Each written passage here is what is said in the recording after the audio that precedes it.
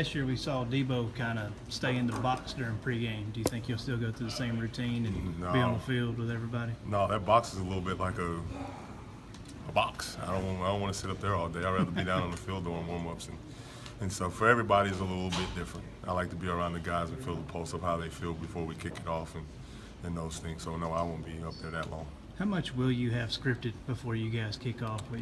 Just the first series and see how it goes from there? It feels, it could be very different, from game to game and those type of things. A lot of it, too, depends on how we warm up and who looks good in warm-ups and who's doing what well and those type of things. And you can go into it scripted and then very quickly it changes. So it just depends on game to game how it's going. Are you doing any extra things in the offseason to kind of prepare yourself to try to simulate a game to get ready for play calling duties, or do you not think that much about it? No, I think the biggest thing you do in the offseason is just put together the foundation in the system and really drill it home to the guys when you install what's core, what's not core, and those type of things. And you kind of just build it from there. So no, not really. And the only way you do it really is to get out and put the football down and play ball. What's the staple of a Ted Roof defense, and what have you kind of seen from Georgia Tech on film? Very sound. Very sound, and you can tell that they're a veteran bunch on defense. There's not many times you see a guy out of a gap that he should be in, or a coverage bust, or any of those type of things. So when I think about it, they play well together and very sound. How do they like to challenge offenses? What is something that you've seen from that on film? They'll do things like with your outside boundary receiver, they'll press him and do things like that and play some one-on-one with him. I think for the most part, it's just the idea of they force you into a system of make sure you execute. Kind of a bend don't break mentality. They're going to play their defense and play it well, and kind of rely on you to make a mistake or turn the ball over. And typically that's what you get from a defense like that. So that's just some of the things we notice on film. You guys have some unknowns on offense. You as a coordinator, a new quarterback, some other things. Can that be an advantage for you guys in a first game where Georgia Tech may not know what you might throw at them? For them and for us, it's a challenge for us as well, as far as just putting all the pieces together. And, one of the biggest things, I know we've talked about it with you guys, has been the continuity, the lack of continuity up front with having a few minor injuries with some guys up front, in and out of the lineup, and those things. So it presents challenges to us as well. That continuity you mentioned on the offensive line, where is that right now going into the Georgia Tech? We've had a few guys that have kind of steadily been in the lineup, but had to move around and play a couple different positions. And right now, that kind of it's been kind of an added bonus for us actually to get some guys some reps at different positions to continue to build your depth. Because a lot of times depth ain't always in 10, 11 guys. It's in the 7 or 8 guys or 9 guys that you play with, having the versatility to move a guy around to a different spot here in the game. You obviously have been around a lot of these guys for a couple of years now. What is the biggest, unknown for you going into this game? What is the biggest unknown is that having some youth at some positions, running back, wide receiver, just seeing how those guys are going to react to going to playing the game, respond. We've practiced for a month and a half, 2 months now, and you kind of get settled into the practice routine of things and being able to perform in a practice setting. Now when you go out and you put the element of a jumbotron and people and 60, 70,000 people, how the young kids respond to that is what's going to be interesting to watch. The last time we spoke with you, you said the wide receiver rotation was in the process of getting pared down a little bit. How many guys do you kind of envision, or do you think have earned? A lot of coaches talk about who've earned playing time. How many you guys do you think have earned playing time? Really at that position, the more the better. But guys also have to perform.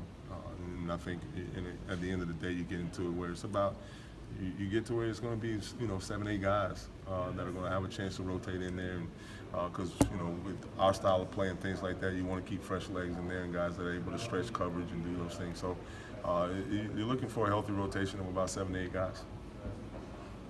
Do you like the momentum the offense carries into this first game? Yeah, the guys, they came back yesterday. They were really, really focused. You can tell there was a different energy. Of course, they know it's game week, and the focus and attention to detail has to turn up a notch. I think they understood that. I think they know that, and I think they're just excited to go play football, which is what you want from any young football team. You don't want it to be a crutch to have to push them and grind them through the beginning of the week of game week. You want them to have a little energy and taper it back a little bit so we don't expend it all in the week of preparation and practice.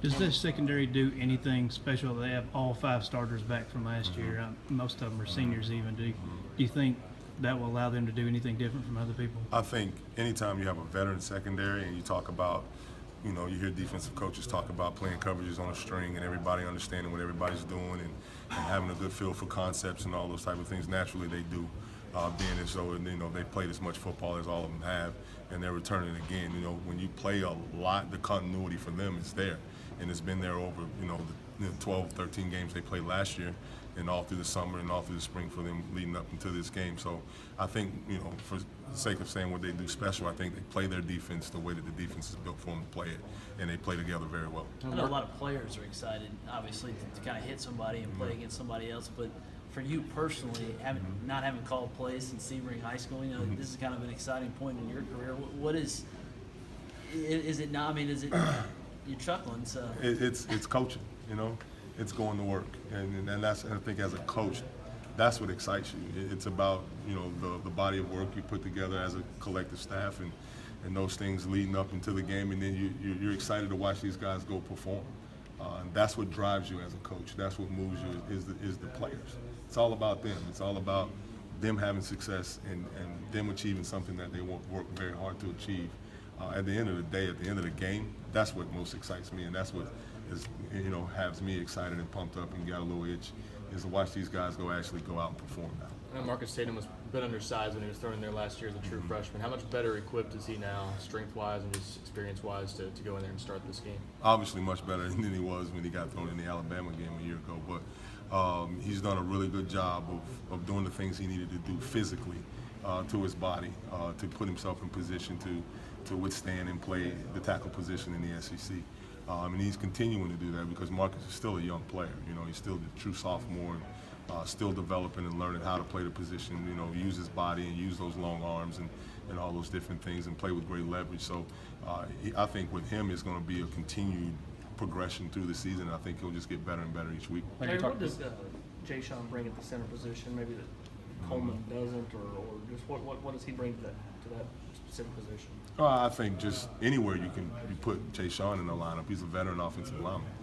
He's felt what it feels like to go into those stadiums and play in the environment of all the teams that we have to play in the SEC. So just the experience and the leadership that he's going to bring to that unit, whatever position he's plugged into, is vital for us and vital for our success. Was there a moment in either spring ball or fall camp where you realized, you know, Trey is going to be a real factor for you guys? I mean, was there a moment that just sticks out?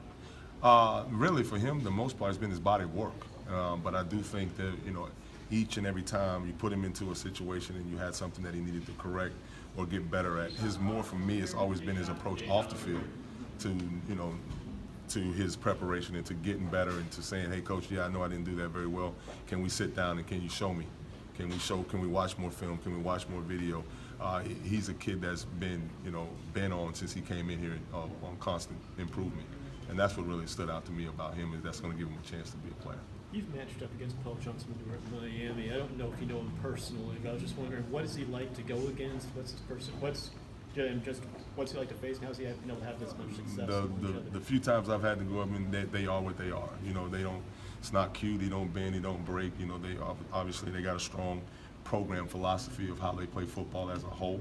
And each and every time you face them or you go up against them, that it is what it is. It's never any variation, never really a whole lot of change. They believe in what they do, and the kids execute what they ask them to do.